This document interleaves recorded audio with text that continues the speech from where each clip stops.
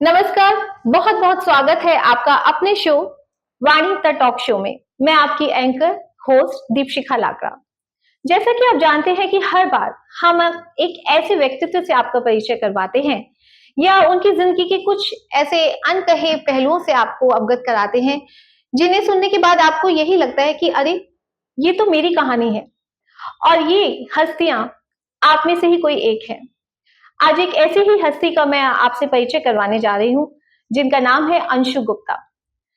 तो बात करते हैं अंशु गुप्ता जी से।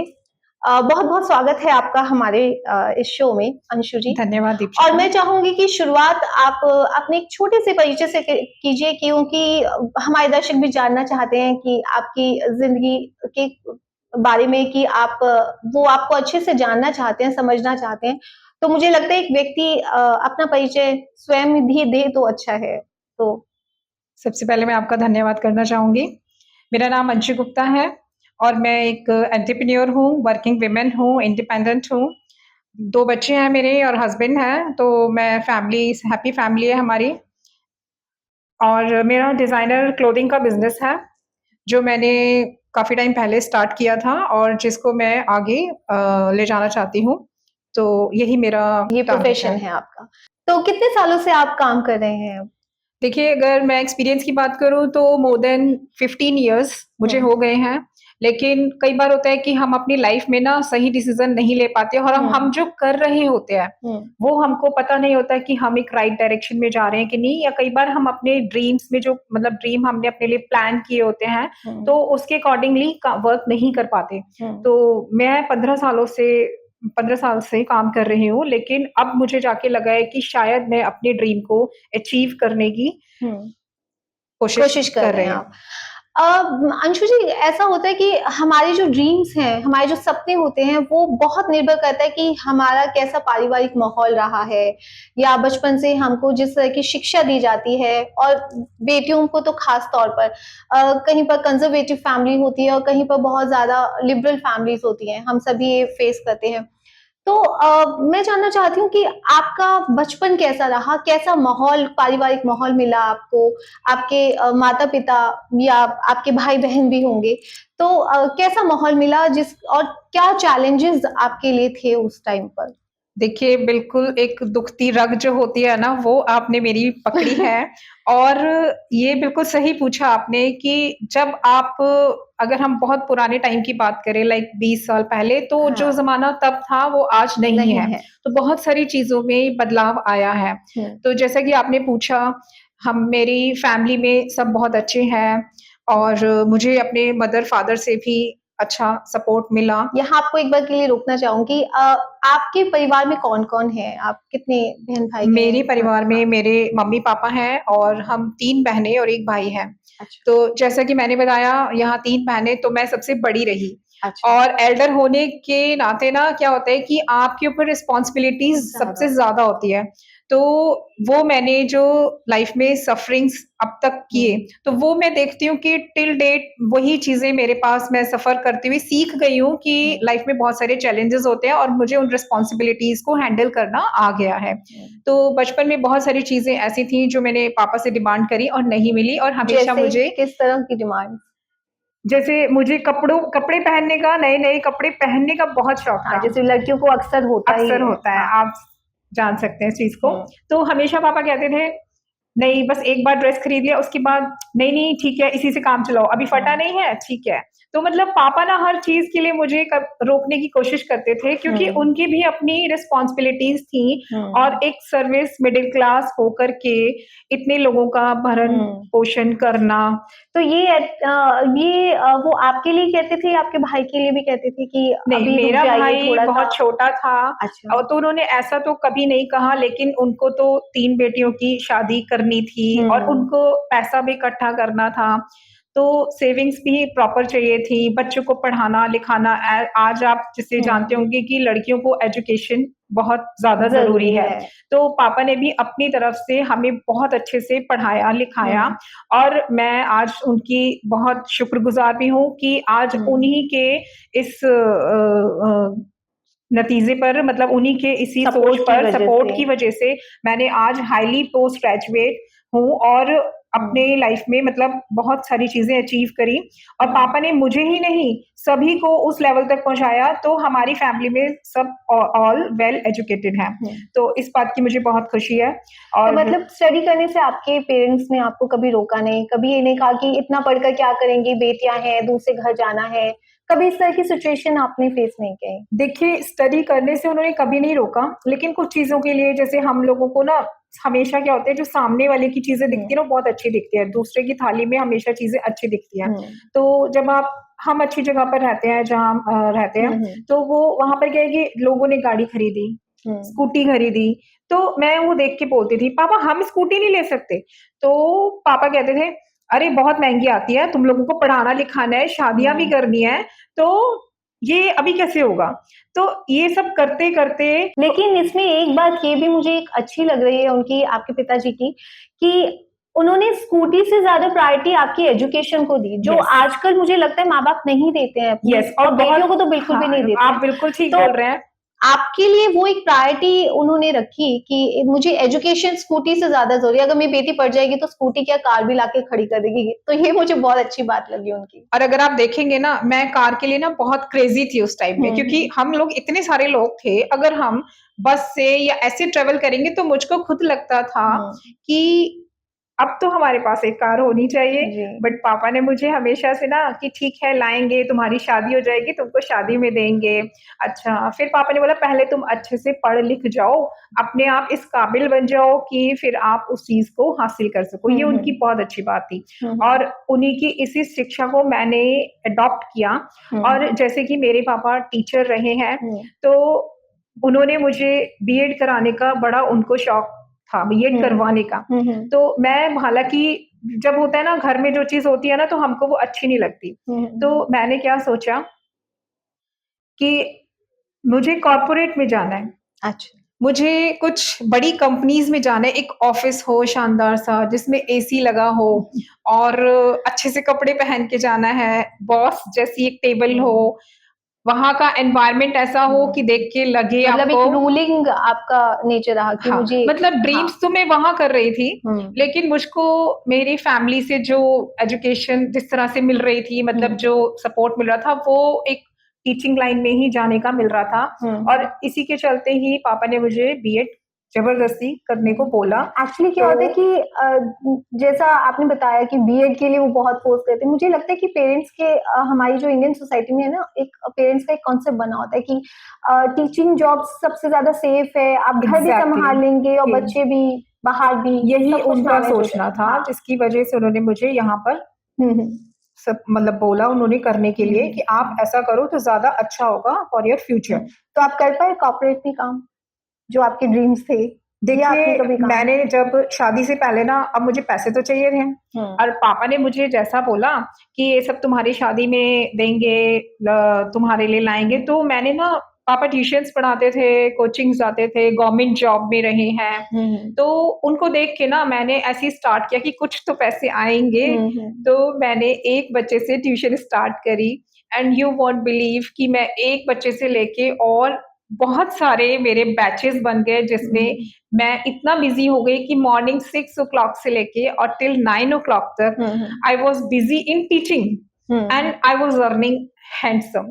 लेकिन उस टाइम में जो अर्निंग थी, और अगर हम आज की बात करें तो वो चीज, वो हमें हम उसका कंपेयर कर ही नहीं सकते। तो वो मेरे लिए जो भी एक छोटा सा, पहले मैंने 400 रुपए से लेके स्टार्ट किया, और वो जो 400 रुपीज मेरे पास आए ना, उससे मैंने सबसे लिए पापा के लिए गिफ्ट ला के दिया। लेकिन मैं एक बात कहना चाहूंगी कि वो पहले कमाए हुए 400 रुपए भी 4 लाख जैसे लगते हैं, क्योंकि वो खुद के अर्न किए हुए, और जिस एज में आप थे उसमें इतना कमाना भी बहुत बड़ी, उस टाइम में बहुत बड़ी बात थी। यस, अब जब ये आपने बिल्कुल सही कहा, जब मेरे पास पैसे आए ना, तो मैंने कहा कि मैं इसे खर्च करूंगी। पापा ने बोला नहीं, इन्हें संभाल के रखो, सेविंग्स करो, तुम्हारे काम आएंगे। तो मैंने कहा अच्छा ठीक है।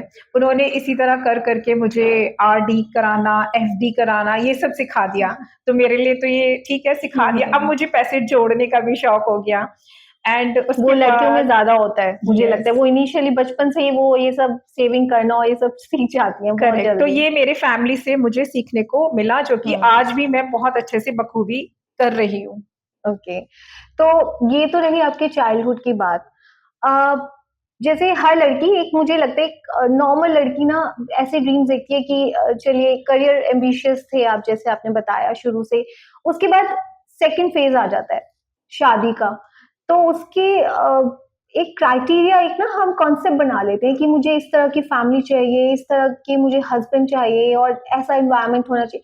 तो ऐसा कुछ ड्रीम या कुछ कहते हैं ना एक प्रिंस आएगा सफेद घोड़े पे और इस तरह का कॉन्सेप्ट हमें पहले से बताया जाता।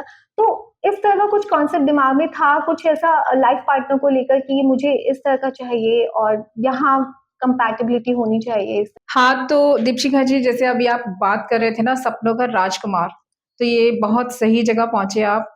ऑब्वियसली मेरी इच्छा थी कि मैं एक अच्छे घर में मेरी शादी हो, और जैसे कि हम भी एक अच्छे घर में रहते थे, तो मेरे ड्रीम्स भी वैसे ही थे कि हमारे जैसे घर हो और इससे अच्छा ही हो, मैं यही अच्छा देखती थी। तो मैं पापा को हमेशा कहती थी कि मुझे ना बाहर जाना है, फॉरेन जाना है। मेरी शादी ना आप यहाँ मत करना इंडिया में, क्योंकि मैं दूर जाना चाहती हूँ। तो पापा ने ना हमेशा बोला कि नहीं, जान पहचान वाले में करेंगे तो ज्यादा अच्छा होगा। उनको ऐसा लगता था कि भाई अगर किसी स्ट्रेंज या हम उनसे बात करते हैं तो शायद कई बार रिश्ते टूट जाते हैं, तो जान पहचान में रहेगा तो सही होता था। बाहर तो और ही डर रहता है कि यस, यही आउट ऑफ उनकी थी। कंट्री। हाँ। तो मेरी पापा ने बात नहीं मानी और वो हर बार जो है सेम ही जगह पर जाते थे जहाँ मुझे नहीं पसंद था, जिन एरियाज में मुझे जाना नहीं पसंद था, क्योंकि हमारी रिलेशंस भी वहीं पर थे। तो पापा ना हमेशा वहीं चले जाते थे और मैं उनको हर बार समझाती थी। और क्योंकि मैं बड़ी थी, तो जब मैं वेल सेटल्ड हो जाऊंगी तभी तो मेरे भाई बहन भी अच्छे से सेटल होंगे, क्योंकि एक जब अच्छा ग्रोथ बड़ा बच्चा ले लेता है तो बाकी के भी उसी ट्रैक इजी पर वे हो जाता है। चले जाते हैं। तो मैंने क्या किया, पापा ने मेरी बात नहीं मानी। मैंने खुद से अपनी शादी का इश्तिहार न्यूज़पेपर में निकाल दिया। ये बहुत बोल्ड स्टेप था। मतलब आजकल की सोसाइटी में इस तरह का स्टेप लेना, मतलब ये बड़ी बात है। ये बहुत, या तो क्या होता है ना कि जब लड़की बहुत उम्रदराज हो जाए या कोई पेरेंट्स दूर रह रहे हो या नहीं हो अनफॉर्चुनेटली, तब लड़कियां ऐसा स्टेप लेती हैं। आपने तब लिया, बहुत बड़ी बात है। और ये भी तब हुआ जब मैंने पापा को बिना बताए किया ये। तो पापा ने बोला ये क्या किया है, ये किस किस के कॉल आ रहे तो हैं। How did he know about it? मतलब कैसे पता चला उनको कि आपने एडवर्टाइजमेंट डाली है जैसे न्यूज़? मैं न्यूज़पेपर घर में आता था, अमर उजाला अच्छा, उस अच्छा। टाइम में, ठीक है। तो हमारे यहाँ अमर उजाला आता था, तो जो शायद वेडनेसडे का होता था, उसमें वैवाहिक से रिलेटेड आता था। तो मैंने वो सब पढ़ पढ़ के ना सेम अपने लिए बनाया और मैंने दे दिया। मैंने कहा अगर पापा से पूछूंगी फिर बोलेंगे कि यार इसमें पैसे लगेंगे, है ना। तो मैंने सोचा इनको नहीं बताती हूँ, मैं खुद ही, क्योंकि मैं तो अब अब अर्न करने लग करते गई थे थी, आप। हाँ। तो मैंने खुद ही निकाला।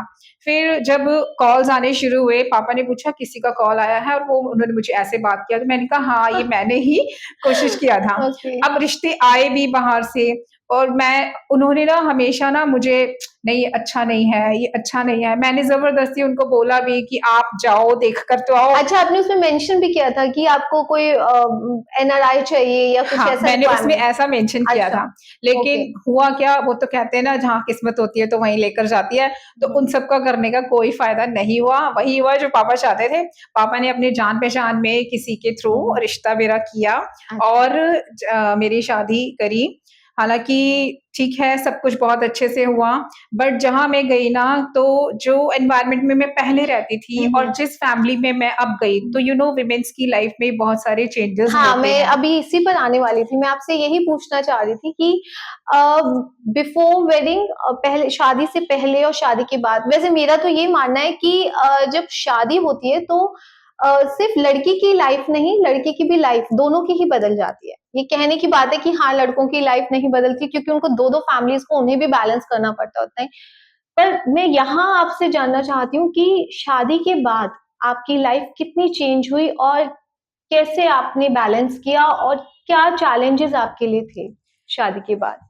चेंजेस तो बहुत आए, एज़ मैं कंज़र्वेटिव फैमिली में गई, जहाँ पे मुझे रूल्स एंड रिस्ट्रिक्शंस तो ऐसे थे कि जहाँ पे मुझे लगा कि यार मैं गलत जगह आ गई, तो मैं रोती थी। मैं किस तरह के फ़ोन रूल्स एंड पर, रेगुलेशन, रिस्ट्रिक्शन जैसे क्या आप है? देखेंगे ना, लोग पर्दा करते हैं, हुँ। तो साड़ी पहनना है और बाहर नहीं जाना। हम कहीं मतलब पूरा दिन कोई घर में आए, तो जितनी बार भी कोई घर में आएगा, उतनी बार उसके पैर छूना जिसको कि वैसे हम यहाँ, मैं एक बार आपको बता दूं, सॉरी इंटरप्ट कर रही हूँ, कि साड़ी पहनना ये कोई हम लोग यहाँ बिल्कुल क्रिटिसाइज नहीं करें, क्योंकि बहुत अच्छा पहनावा है, बहुत अच्छी बात है और भारतीय पहनावा है, तो हम इसको क्रिटिसाइज नहीं कर रहे हैं। पर हाँ, एक मॉडर्न लड़की ये एक्सपेक्ट करती है, आप ये चाह रहे थे कि साड़ी के साथ साथ मुझे मॉडर्न कपड़े भी पहनने दिए जाएं, शायद आप यही कह रहे हो। मैं यही चाहती थी, लेकिन मेरे ससुराल में ये सब बिल्कुल अलाउड नहीं था कि आप अब यहाँ रहोगे तो ऐसे ही रहोगे। तो कहते हैं ना कि आप दूसरी फैमिली में गए हो तो लड़की को ही एडजस्ट करना पड़ता है। तो वो मैंने कुछ महीने, 6 महीने, साल भर सब कुछ वैसे ही किया जैसे वो लोग चाहते थे। सुबह जल्दी उठना, 4-5 बजे उठ के, और हम जब उस टाइम में होते थे ना तो कोई मेड्स नहीं होती थी, जैसे कि आजकल आप देखते होंगे कि आजकल लोगों के पास घर में मेड होती है, कुक होती है, और यूटेंसिल्स और बाकी चीजों के लिए भी मेड्स रहती हैं। तो उस टाइम में हम लोग खुद ही काम करते थे। मैंने क्योंकि पापा के घर से सीखा ही था, तो मैं अपने ससुराल में भी उसको बखूबी कर रही थी। लेकिन अब जब आप एजुकेटेड भी अच्छे हो, आप काम कर भी आए हो, तो उसमें ना आप वहां पर जब रहने लगे, शादी के बाद थोड़ा थोड़ा तो गुडी गुडी लगता है, सब अच्छा अच्छा लगता है, लेकिन एक टाइम के बाद लगता है कि यार आप यहाँ पर फंस गए हो, लगता है आपकी लाइफ बंद हो गई है और लोग आपको एक जेल जैसा होता है ना, वो मुझे फीलिंग आने लगा। तो मैंने अपने हस्बैंड को बोला मुझे यहाँ नहीं रहना, क्योंकि मैं जिस फैमिली से आई थी और जिस फैमिली में गई थी, दोनों में बहुत जमीन आसमान का फर्क था। मैं जहाँ मॉडर्न कपड़े पहनती थी, वहां मैं साड़ी में फुल टाइम पल्लू रहना, और ये आप जब भी बाहर जाओगे, बाहर आप कमरे से भी बाहर आओगे ना, तो आपको इसी गेटअप में आना है। आपको जमीन पे बैठ के खाना खाना, ये तो मुझे और भी गंदा लगता था कि मैं अगर बहू हूँ इस घर की तो मैं साथ में बैठ के क्यों नहीं खा सकती। अच्छा, तो आप उनके साथ आपको बैठ के खाना अलाउड नहीं था? और उनके साथ में हस्बैंड के साथ बैठना भी हमारे लिए ये था कि नहीं। वो कई बार क्या होता है कि जिस फैमिली में आप गए ना, तो ऑब्वियसली वो लोग भी काफी पुराने टाइम के रहे होंगे, तो उनके थॉट्स ऐसे रहे होंगे, इसमें कोई बुराई भी नहीं है। जैसा उन्होंने अपनी लाइफ में देखा वैसा ही इम्प्लीमेंट करने की कोशिश करी।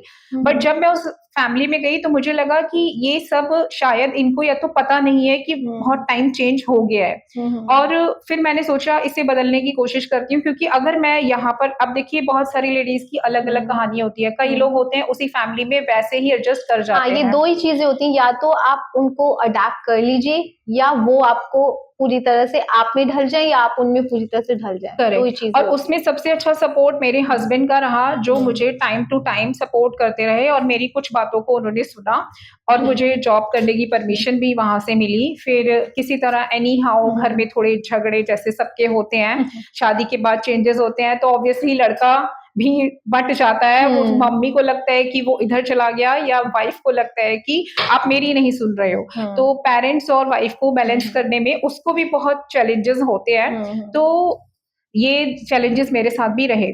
फिर मैंने हस्बैंड को जब बोला तो उन्होंने मुझे परमिशन दी, और मैंने अपना इंटरव्यू क्लियर किया, और फिर वापस से टीचिंग लाइन ज्वाइन किया। अच्छा, यही एक खूबसूरती है हमारे भारतीय समाज की भी कि जैसे आपने अभी कहा कि आप एक बहुत ही कंजर्वेटिव फैमिली में आ गए थे और वहां आपने बहुत सारे चैलेंजेस फेस किए, लेकिन आपने जाने के बाद उनकी जनरेशन को चेंज किया, काइंड ऑफ। यस। तो एक ऐसा नहीं है कि आपने उसको बिगाड़ा, लेकिन हाँ, एक स्त्री के रूप में आपने वहां पर भी अपने आप को स्टैब्लिश किया, सशक्त किया, और उनके थोड़ा वो आगे बढ़े, थोड़े आप आगे बढ़े, क्योंकि अगर वो आगे नहीं बढ़ते तो आप भी बाहर नहीं निकल पाते। तो यही हमारे भारतीय समाज की खूबसूरती है। आगे और बताना चाहेंगे? फिर उसके बाद जैसा कि मैंने आपको बताया, मुझे कॉर्पोरेट में काम करने का शौक था, और मेरी शादी तो ऐसे ही लड़के से हुई जो कॉर्पोरेट में काम करता था। तो मुझे लगा कि लगता है मेरा काम बन गया, ऊपर वाले ने मेरी सुन ली। तो मुझे लगा कि शायद अब मैं इसके साथ में अपनी लाइफ सेटल कर पाऊंगी और साथ में जॉब भी कर पाऊंगी। लेकिन क्या होता है ना कि जब शादी हो जाती है तो चेंजेस बहुत सारे होते हैं। आपका एक और फेज शुरू होता है जहाँ पर आपको अपनी फैमिली स्टार्ट करनी होती है, और जब फैमिली स्टार्ट होती है उसके बाद में आपकी लाइफ और भी टफ हो जाती है, रिस्पॉन्सिबिलिटीज बढ़ जाती हैं। तो वही मेरी लाइफ में हुआ। जब मेरी बेटी आई तो मेरे को जॉब छोड़नी पड़ी उसके लिए। फिर मुझे फिर लगा कि यार मैं तो घर पर बैठ गई हूँ, अब मुझे कुछ करना चाहिए। अच्छा, कॉर्पोरेट आपने जैसे बताया कि जॉब भी किया आपने किया, तो बहुत ही टफ जॉब मानी जाती है कॉर्पोरेट लाइन में भी, क्योंकि टाइमिंग्स भी बहुत ज़्यादा यस, 9 कंफर्ट, टू हाँ, 6:30। बहुत आपके कंफर्ट ज़ोन में नहीं होता टाइमिंग्स भी। तो उस में आपके क्या-क्या चैलेंजेस रहे? क्योंकि आप घर से बाहर तो निकल गए, लेकिन वो बाहर निकलने के बाद फिर आपको फैमिली को मैनेज करना था, क्योंकि एक परमिशन मिलना एक अलग बात थी, बट आपको दोनों चीज़ें साथ में बैलेंस भी करनी थी। तो आपने कॉर्पोरेट लाइफ और पर्सनल लाइफ को दोनों को कैसे बैलेंस किया? देखिए, जैसे मेरी जब डॉटर बहुत छोटी थी तो पहले कुछ टाइम उसको दिया, हुँ। फिर उसके बाद मैंने उसको डे केयर में, जैसे मैंने सुना डे हुँ, केयर हुँ। होते हैं जहाँ पे आप बच्चों को थोड़े टाइम के लिए हुँ, रख हुँ। सकते हो, तो मैंने वहाँ छोड़ना शुरू किया क्योंकि हुँ। मैं अपनी लड़की को इंडिपेंडेंट बनाना चाहती थी। तो कई बार क्या होता है जब आप बच्चे को जिस तरह का फैमिली में एनवायरनमेंट दोगे ना, हुँ, बच्चा हुँ। वैसा ही सीखता है। तो हुँ, मैंने हुँ। धीरे-धीरे उसको डे केयर में रखना शुरू किया, उसने मेरे से अलग होना शुरू किया कि आप बच्चे को जब तक अलग नहीं करोगे अपने से, तो हमेशा कितनी बच्चा। छोटी थी आपकी बेटी उस time? She was only 2 years, 2 years, 1.5 years or 2 years around. अच्छा, तो 2 तो इयर्स में वैसे भी हम लोग 2 और 2.5 इयर्स में बच्चों को प्ले स्कूल में आजकल हाँ, लोग डालते हैं। तो मैंने प्ले स्कूल से पहले उसको क्रैच में डाला 6 हुँ, मंथ्स, फिर मुझे लगा कि हुँ। तो उसके पीछे कुछ खास रीज़न कि क्रैच में आपने उस बच्चे को डाला, क्योंकि आपके इन-लॉज़ भी थे घर पर, तो नहीं, वो अब यही रहा रख कि सकते थे। इन-लॉज़ हमारे उस टाइम साथ में नहीं रहते थे अच्छा। क्योंकि मेरी शादी जहाँ हुई थी, इन-लॉज़ वहाँ रहते थे हुँ, और हम हुँ। अब शिफ्ट कर गए थे दिल्ली। हुँ, हुँ, तो हुँ। मैंने अपनी लाइफ़ वहाँ से शुरू करी, वहीं पे मेरी बेटी हुई हुँ, और हुँ। उसके बाद में मैंने जब बेटी को 6 महीने के दौरान मतलब 1 साल के बाद मैंने उसको क्रैच में डाला, हुँ, तो हुँ।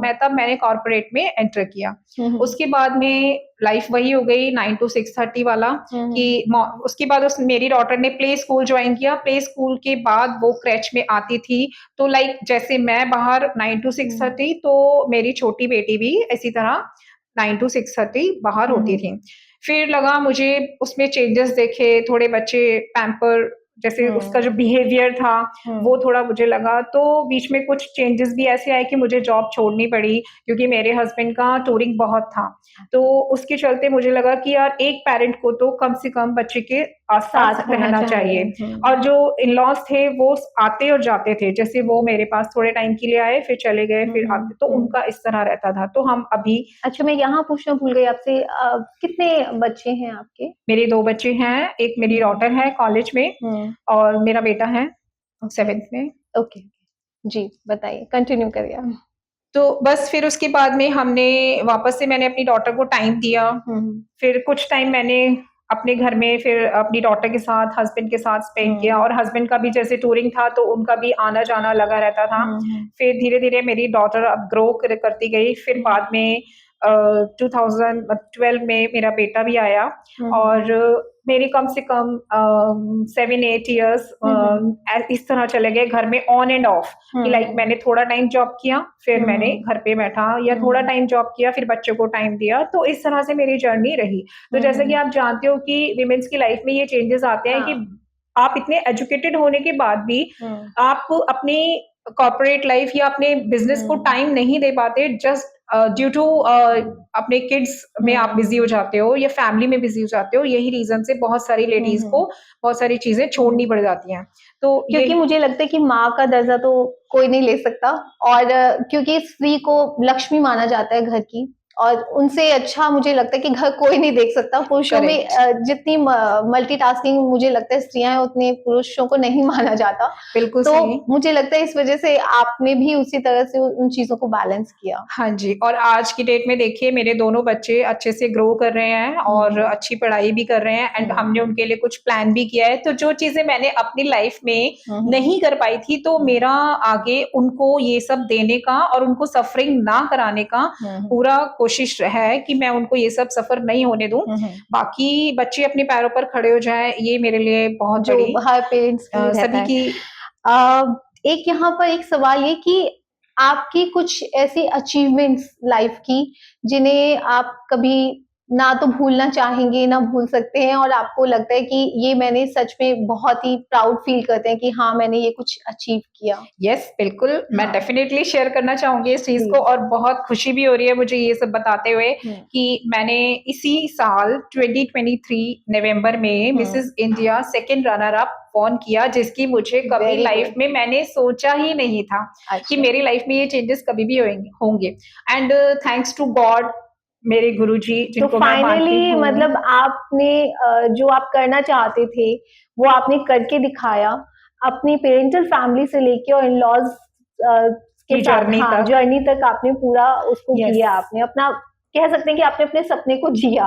मैंने जिया, जिसमें हुँ। मैंने बहुत सारे लोगों के ताने भी सुने लाइक मेरी फैमिली में ही हुँ, सबने बोला अब देखिए आप कोई भी काम करते हो तो आपको टाइम हुँ, देना पड़ता है, हुँ, ठीक हुँ, है? आप कोई भी काम करो, चाहे आप बिज़नेस करो, चाहे आप टीचिंग हुँ, करो, हुँ, चाहे किसी भी फील्ड में आप काम करो तो हुँ, आपको हुँ, जाना पड़ता है। हुँ, तो हुँ, जब मैं घर से बाहर रहूँगी तो ऑब्वियसली घर वाले बोलेंगे जब देखो आप घर से बाहर ही जाते हो, हुँ, बाहर ही रहते हो, घर में टाइम नहीं देते। हुँ, तो थोड़ा बहुत सुना बट मैंने अपने ड्रीम्स को अचीवमेंट्स पूरा किया। किए।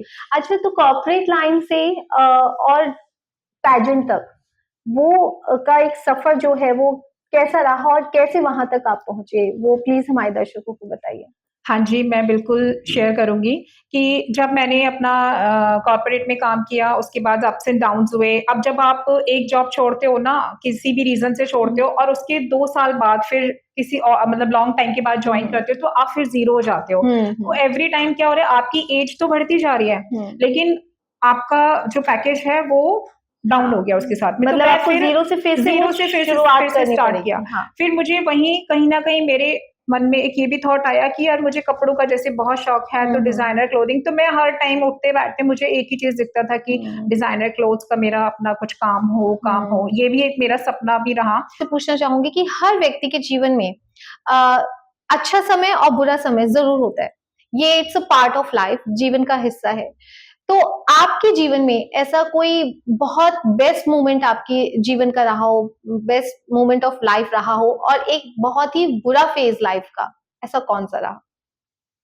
देखिए, अच्छा टाइम और बुरा टाइम लाइफ में आना ज़रूरी भी है, अगर हम बात करें तो। क्योंकि जब तक ऐसा नहीं होगा तो लोग उससे सीखते हैं बहुत सारी चीज़ें कि हम्म, ये आपके लिए होना ज़रूरी था।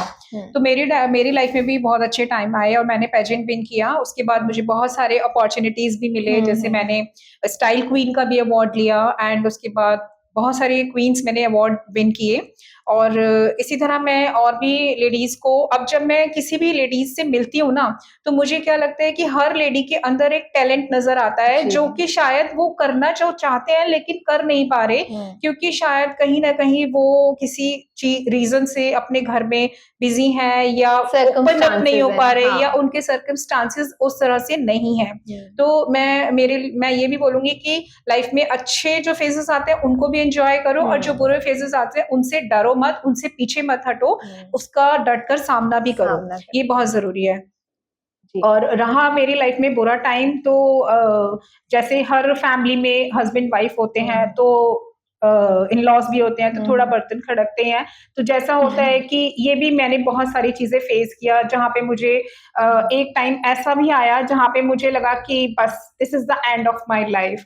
तो हम्म, वहाँ मैंने अच्छा सबसे रोल था कि वहाँ मैंने पेशेंस रखा जी, और अगर मैं वो पेशेंस नहीं रखती, आप जानते हो ना जैसे आजकल लोग परेशान होते हैं तो उनके पास बहुत सारे ऑप्शंस होते हैं हम्म, कि या तो वो घर छोड़कर चले जाएँगे या हम्म, सुसाइड कर लेते हैं या बाहर कहीं रास्ता देखते हम्म, हैं। बट मैंने पेशेंस रखा और मैं घर में ही ऐसे ही रही। उसके बाद हम्म, वो टाइम निकल गया, कुछ टाइम निकला, उसके बाद जब हस्बैंड वाइफ हम्म, होते हैं तो कई बार ना हम आपस में बातचीत करना बंद कर देते हैं। बट द हम्म, मोमेंट केम जहाँ पर ना हम दोनों ने फिर से पैचअप किया और उसके बाद हमने कहा ठीक है अब हम ना जो भी हुआ उसको भूल जाते हैं फिर से स्टार्ट करते हैं। हालाँकि वो घर के अंदर-अंदर ही रहा, लेकिन होता है ना कि आप डिस्टर्ब हो जाते हो अपनी लाइफ से, तो बहुत सारे ऐसे चैलेंजेस आ जाते हैं। तो मेरा कहने का मतलब यही है यहाँ पर कि आप अपने बुरे टाइम को हम्म, और अच्छे टाइम को दोनों को समझना और उससे लेसन लेना सीखो कि क्या गलतियाँ आपसे हुई हैं और क्या हम्म, गलतियाँ गलतियां सामने वाले से हुई हैं वो बहुत जरूरी है। ये आपकी लाइफ में बहुत लर्निंग्स देकर जाता है और उससे आप अलर्ट हो जाते हो कि आप अपने बच्चों को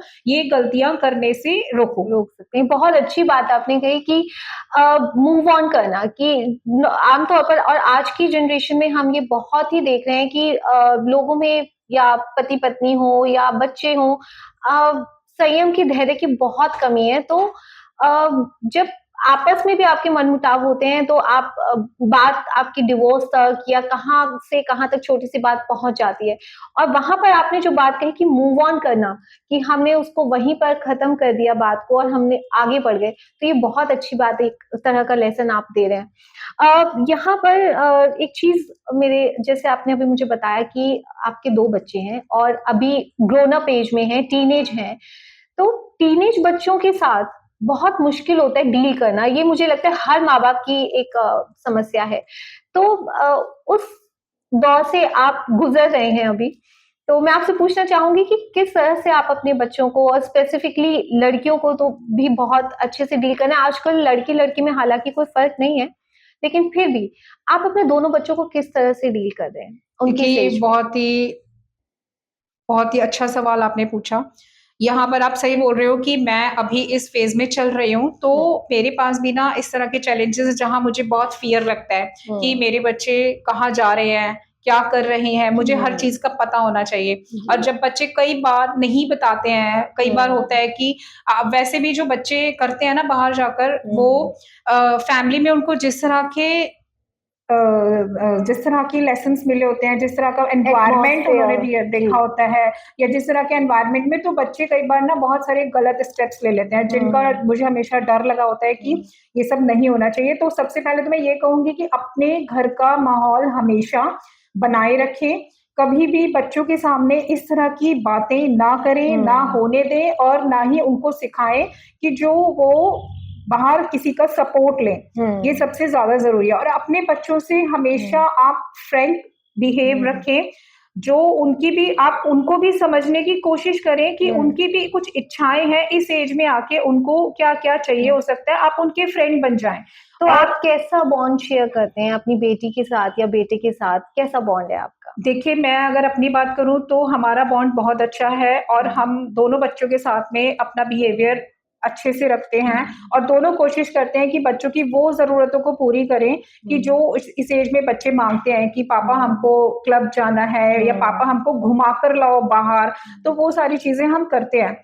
तो ये पेरेंट्स के ऊपर ही डिपेंड करता है कि हुँ, हम लोग सैटरडे, संडेज़ जैसे आजकल ऑफ होते हैं, हुँ, तो हम हुँ, क्या करते हैं कि अपने बच्चों को वो टाइम देते हैं। कि हुँ, हम 9 टू 6 बाहर रहे अगर पूरे दिन में हुँ। और हमने वो सैटरडे संडेज़ में बच्चे को टाइम तो हर पेरेंट को वो देना चाहिए। तो आपके बच्चे कुछ अपनी पर्सनल चीज़ें आपसे शेयर करते हैं, ऐसा होता है? देखिए, होता है ना कई बार कि अगर घर में 2 बच्चे हैं तो ज़रूरी नहीं कि वो मम्मी के ज़्यादा क्लोज़ होंगे या हुँ, पापा के ज़्यादा क्लोज़ होंगे हुँ, या दोनों के होंगे। कहीं न कहीं ऐसा होगा कि शायद बेटी पापा से क्लोज़ हो सकती है या हुँ, बेटा मुझसे हो सकता है, तो सेम हर एक के घर में हुँ। ऐसी तो सिचुएशंस आप होंगी। दोनों में से किसके ज़्यादा क्लोज़ है, आपकी बेटी या देखिए, बेटा? मैं बात करूँ तो मेरी बेटी पापा से ज़्यादा क्लोज़ है, ओके। अट्रैक्शन बेटियाँ अपोज़ ज़्यादातर पिता के साथ ही क्लोज़ होती हैं, मैंने ये देखा है अक्सर हाँ, कि बेटियाँ जो हैं वो पिता की ज़्यादा लाडली होती हैं। तो ये अपोज़िट हुँ, फैक्टर होता है कि हुँ, बेटा मुझसे ज़्यादा क्लोज़ है, तो वो अपनी हाँ, हर चीज़ स्कूल में जो होती है, वो मुझे आकर बताता है, तब ओके। मैं इनसे डिस्कस करती हूँ। आज ऐसा हुआ था, तो शायद हमें उसको इस तरह लेसन देना चाहिए कि वो ऐसा करे और बेटी का होता है कि वो पापा से डिस्कस करती है, तो हुँ, जनरली बेटियाँ जो हैं, वो पापा के ज़्यादा क्लोज़ होती हैं। हुँ, हुँ। तो हम इस तरह दोनों बच्चों को हैंडल करते तो हैं। मतलब आपका एक बैलेंस बॉन्ड है जो बच्चों के साथ होना चाहिए, यस और आपका। मैं ये सभी पेरेंट्स से गुज़ारिश करना चाहूँगी हुँ, कि अपने घर का माहौल आप जितना अच्छा रखेंगे, आपके बच्चे क्योंकि हुँ, लर्निंग वहीं से ले रहे हैं और वही चीज़ वो अडॉप्ट कर रहे हैं, तो आप उसको हमेशा अच्छा और बेहतर बनाने की ही कोशिश करें। हुँ, हुँ।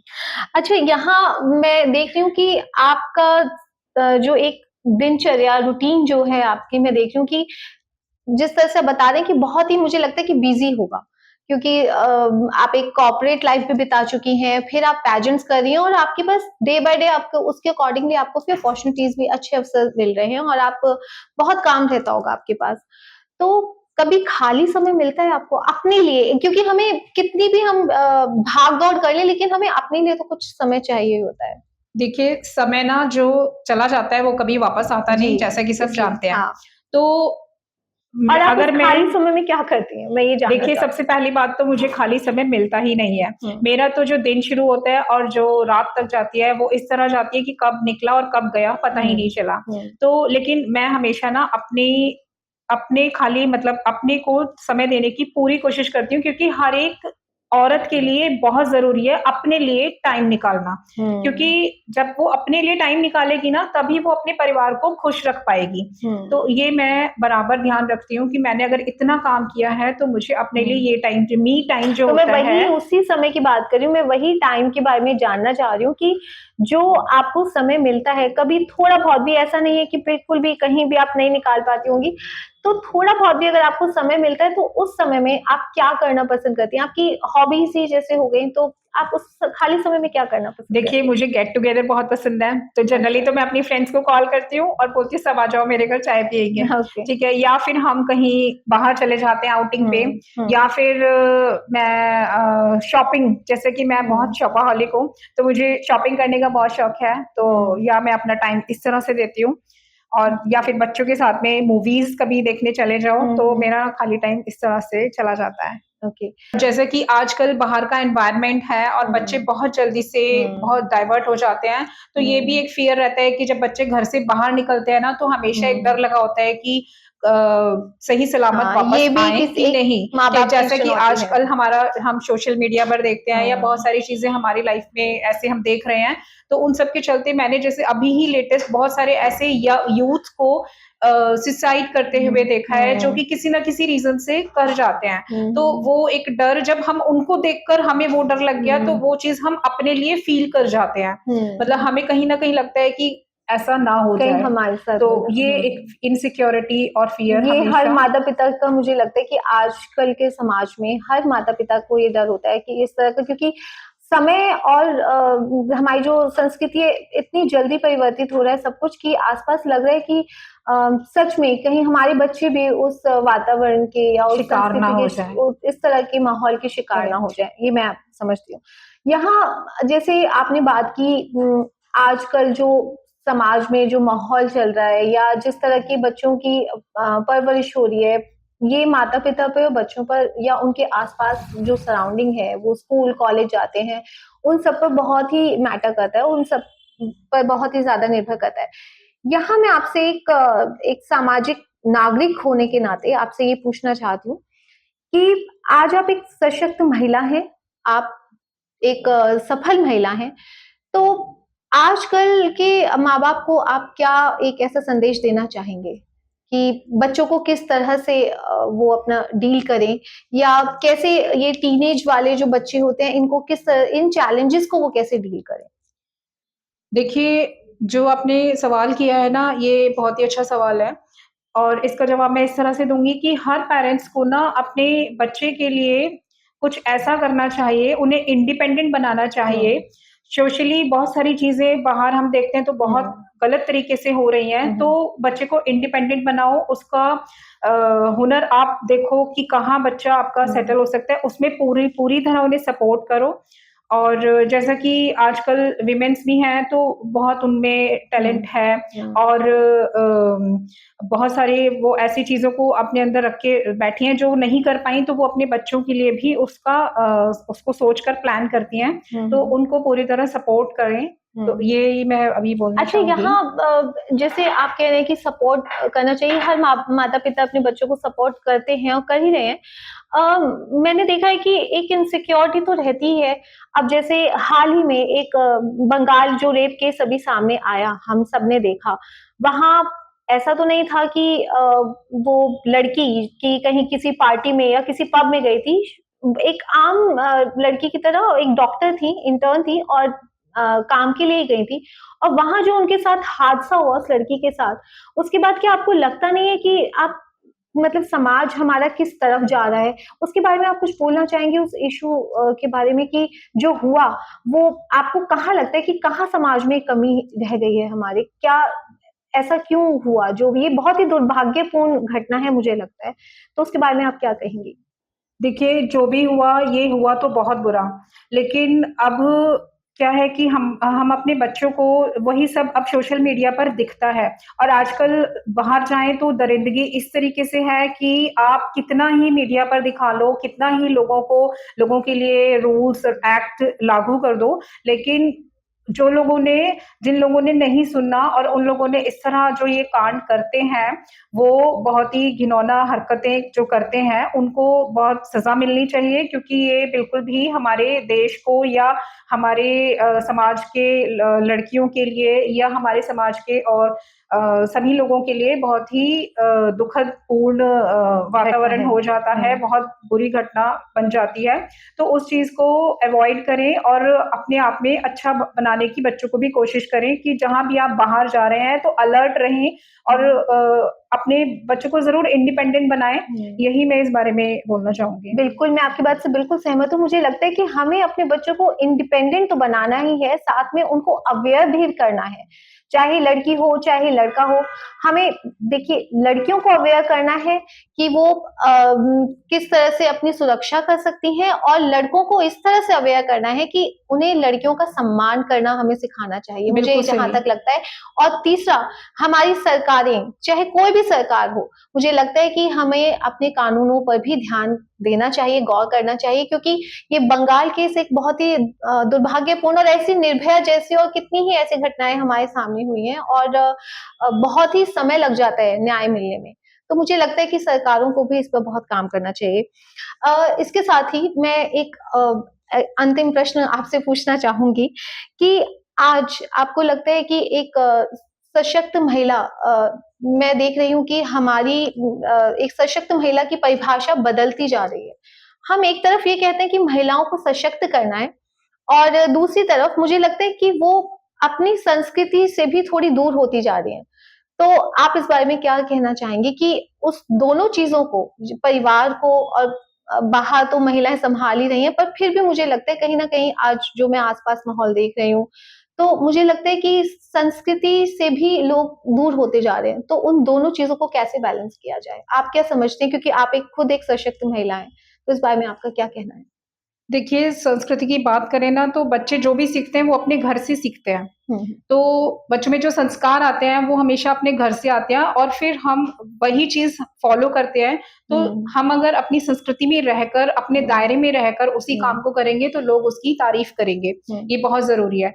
तो हमें अपनी संस्कृति को बना के रखना है और अपने देश को भी सफल बनाना है और जिस तरह की हमारे देश में जो भी जैसे आप देखते हैं हम बड़े अच्छे से धूम-धाम से त्योहार मनाते हैं और पूरा परिवार मिल-जुल कर एक साथ इकट्ठा होता है और उस त्योहार का आनंद लेता है। तो इसी तरह की संस्कृति बनी रहनी चाहिए कि सब लोग मिल-जुल कर रहें घर आपस में और किसी का भी कोई नुकसान ना करें। तो इस बारे बिल्कुल में सही, मैं आपकी बात से सहमत हूँ। मुझे लगता है आप यही कहना चाह रहे हैं कि चाहे हम कितना भी पढ़ लिख लें, कितने भी आगे बढ़ जाएँ, ये हमारी एक ज़िम्मेदार नागरिक होने के नाते ये हमारी एक ज़िम्मेदारी है कि हम एक स्वस्थ समाज का निर्माण करें साथ मिलकर और अपने देश का नाम रोशन करें और एक अच्छे नागरिक बनने का में एक-दूसरे का सहयोग करें। बिल्कुल तो सही। अंजू जी आज आपसे बात करके बहुत अच्छा लगा और मैं उम्मीद करती हूँ कि हमारे दर्शकों को भी आपकी ये जो यात्रा है, जीवन यात्रा जो अब तक की आपने की है, उसे सुनकर बहुत ही अच्छा लगा होगा और वो भी आपकी इस यात्रा से स्वयं को जोड़ पाए होंगे। आपका बहुत-बहुत धन्यवाद हमारे शो में आने के लिए। Thank you. तो ये थी अंशु गुप्ता जी। आशा करती हूँ कि आपको आज का एपिसोड पसंद आया होगा। उनके जीवन के कुछ अनकहे पहलू आपके मन को छू गए होंगे। या अगर आप भी हमारे इस शो का हिस्सा बनना चाहते हैं या अपने जीवन के कुछ ऐसे ही अनकही बातों को हमारे साथ साझा करना चाहते हैं, तो नीचे दिए गए नंबर या ईमेल आईडी के द्वारा हमसे संपर्क करें। हो सकता है अगले मेहमान आप हों। तब तक के लिए नमस्कार, जय हिंद।